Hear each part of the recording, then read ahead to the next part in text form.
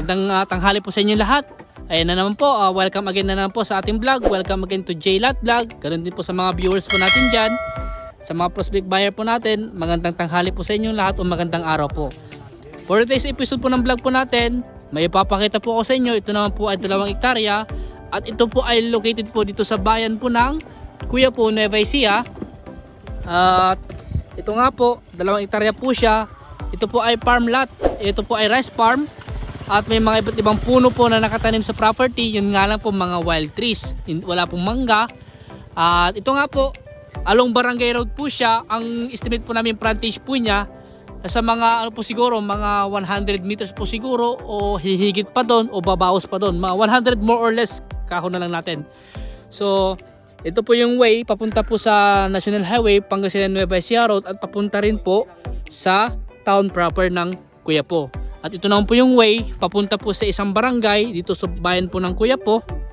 At ito nga po, ito na po yung property natin, along Barangay Road po siya. Ayan po, medyo maano lang po sa harap niya, may mga puno po ng tawag dito, may mga puno po ng Madre de Cacao. So ayan po, itong property po natin, ang may-ari po nito, yung mga may-ari din po ng 8 hectare na blinag po namin kanina. At ito nga po yung kasunod na property. Yun nga po, settled naman na po ito. Binibenta rin po na nilang mga magkakapatid. At boss, sila magkakapatid no, nakapangalan sa I mean sila yung yung parang heirs ng mga dating nakapangalan sa titulo. Sila po yung mga heirs, ganun yun din po yung tawag dito, mga heirs din po ng 8 hectare na blinag po namin kanina. So itong property po natin, itong property na ito, meron po siyang presyo na 2.5 million. Pag-usapan nyo na ulit po ni seller kung tatawad po kayo. Ayan lang po yung bahay ni seller po. Ayan, pag-usapan nyo na lang po kung saan kayo magkakasalubong ng presyo. At ganoon din po, pag-usapan nyo na lang din po yung kanyang mga obligasyon po ng bawat isa. At isa 2.5 talagang makipagtawaran na lang po tayo. At ito nga po, ipapakita ko sa inyo yung side niya. Ito naman po yung way na papunta po sa mga ibang mga kabahayan po dyan. At ito na nga po yung property, along Barangay Road po siya, naidaan lang po dito, napapasok po.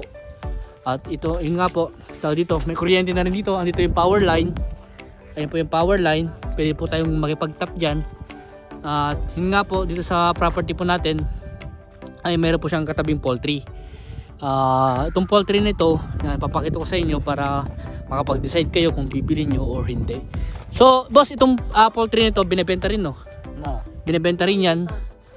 At yun, sabi nyo on off kanyo yung niya, yung operation?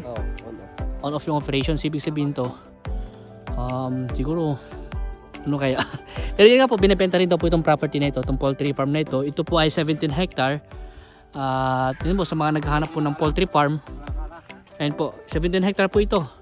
So balik po tayo dito sa property na binebenta rin po. Ito po yung 2 hectare. Sakto po siyang 2 hectare. Ipa-flash ko po sa screen yung kanyang title, and then ganoon din po yung kanyang lot plan o sketch plan. Ayun po. Ayan. So ito po ay rice farm po siya. Rice farm po siya. Flat terrain. Po sa kalsada, nakaunan. Mas mataas po itong konti itong property, itong lote kaysa doon po sa Barangay Road. Ayan, ang Barangay Road po, estimate po namin siguro mga 4 meters to 5 meters po yung kanyang lapad. Medyo madamo lang po yung kanyang gilid. At meron po tayong mountain view. Ayan po, yung Mount Balungaw, may mountain view po tayo. Andito rin po yung mga bulubundukin po ng Carvalho, makikita po dito. At kagandahan nga po nito sa property po natin, may mga kabahayan na po dyan. Andyan po yung bahay po ng isang seller, yung isang kapatid po na nag-assist po sa amin dito sa property na ito. At ito nga po, mga kabahayan po dyan, mga kamag-anak din po nila yan. At ito nga po yung boundary niya. Dyan po, padiretso po yan. Rectangle po itong property. Ayun, makikita nyo po sa plano mamaya, papakita ko po. At yun nga po, ito mayroon pong puno ng buli dito. At ito nga po, good for residential naman po ito. Residential farming, ganyan po. Pwede kayong magtanim ng mga gulay po dito, vegetable farming, Ayan, pwede kayong mag-alaga ng mga hayop dito. Ayan, animal farming. Tapos tawag dito, pwede rin po kayong magtayo ng ano dito, tawag dito, pwede rin kayong magtanim ng mga mangga. Ayan, mga mangga, mango farm. Kasi ito po, itong property na ito, tawag dito, sahod ulan po ito. Sahod ulan, tsaka lang po sila nakapagtanim ng palay pag tag-ulan po. Kasi ang source of water po dito ay deep well, kaya medyo mahirapan po siguro pag second crop. Ayan po. Yun nga po, sabihin ko ulit sa inyo, ang source of water po ng property po natin ay deep well. At wala pa po yata naka-install na deep well dito, kaya magpapa-deep well tayo. At ulitin ko po, ang presyo ng property po natin ay 2.5 million. Magpagtawaran na lang po tayo. Pag-usapan na lang po ang bawat obligasyon ng bawat isa. At yun nga po, yung mga magkakapatid naman po ay willing na silang ibenta. At nag-usap-usap na silang ibenta itong property na ito. Ayan. Kasama ko po yun. Kasama pa po yung mga tanim po nila. May mga tanim po silang ano dyan. Ano yung tanim nila? Mani. Mani yata. Mani. Tapos, time check. Alas 12 na po ng tanghali. Init. Pero dito nga po sa property po natin, hindi po ito nakakatakot. Kasi nga po, may mga kabahayan na po dito. Ayan. So, papalibot ko ulit ng camera. At yun nga po, meron po kaming aerial shot dito na papakita namin, i-upload ko po, isasama ko sa video, sa vlog ko, para makita nyo rin po yung kabuuan ng property na ito at makapag-decide po kayo. Ayan. Tawag dito, kaya po nila binibenta itong mga property po nila, kasi nga po para mapaghati-hatian na po nilang magkakapatid at the same time mapakinabangan pa nila yung pagbebentahan. Siguro si nanay kanina, siguro gagamitin niya sa business niya, kasi nga po meron po silang business na tindahan. Siguro tawag dito, baka ipopondo niya doon or ano, mag-expand po ng ano. Dito rin po meron po tayong mountain view rin dito sa part na to. Andyan po yung bundok po ng Mount Bangkay. Andyan po yung tourist spot po ng Kuya po, yung tinatawag nilang Kulos Buahil o parang New Zealand. Pwede po kayong ano dyan, mamasyal po dyan. At andito rin nga po yung bundok ng Mount Balungaw. Andyan po yung hot and cold spring. At pwede rin po kayo mag-biking dyan, jogging. Madami po adventure na pwede nyo gawin dyan sa mga bulubundukin na, mga bundok na yan. Andito rin po yung bundok ng Bulayray na meron din pong zipline po dyan.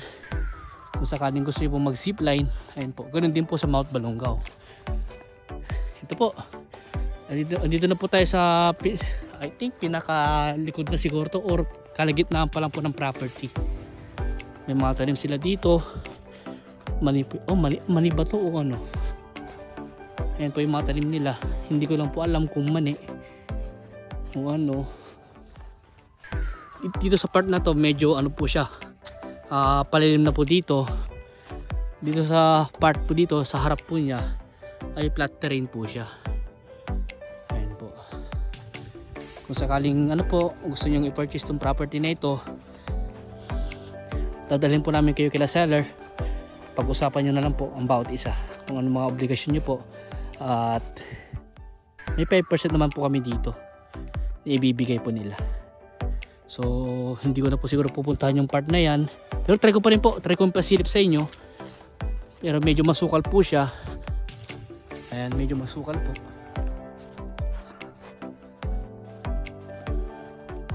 Ayan. Medyo palalim lang po ito yung part na to. Medyo palalim po siya. Ayan. So hindi ko naman pupuntahan po yan. Medyo masukal po. At yun nga po. Hanggang dito po muna yung aking vlog sa property na ito.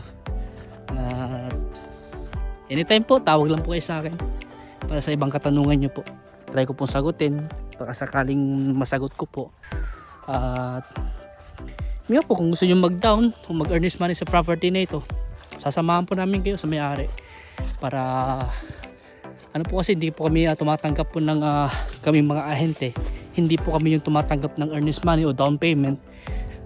Talagang direct po tayo, doon po tayo magdadal o mag-earnest money sa seller. Pag-usapan na lang po kung ano yung mga condition ng bawat isa, at ganoon din po sa mga dealing, kung ano yung mga pag-usapan nyo, ilalagay po natin sa conditional sale kung gusto nyo po mag-down o mag-earnest money.